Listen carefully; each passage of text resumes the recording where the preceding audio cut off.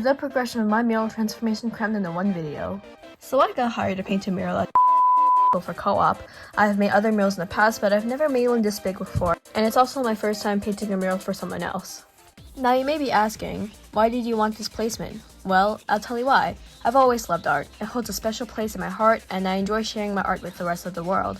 Art is my passion, it's what I want to do in the future. I'm trying to get into an art program at a university, and I'm planning to use this mural as part of my portfolio. So first I take the bus for about an hour every day as soon as my lunch period starts, and then I arrive to the school. As soon as I get into the school, I arrive to this.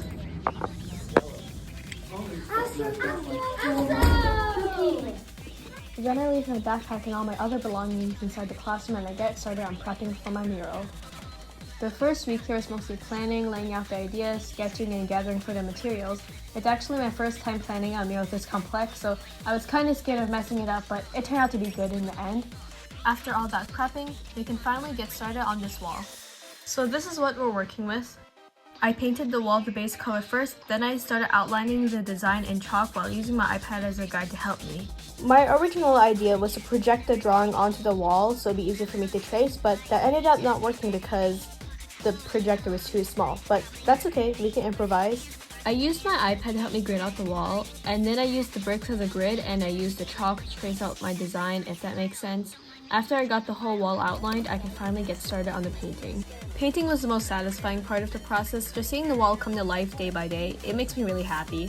Other than the mural, I didn't know that there would be so much socializing involved, and I guess I should have expected that since I'm painting in a middle school, but I started to quickly realize that painting in a middle school with kids who just love to ruin things and run in halls between classes and around wet paint, expensive paint, and painting equipment, yeah, nothing can go wrong, right?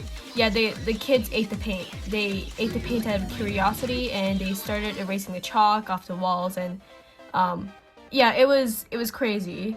Little boys started hitting on me, and I got called slurs, and I could never catch a break. And after 2.5 months of blood, sweat, and tears, my first wall was complete. And if you want to know what the kids think of it,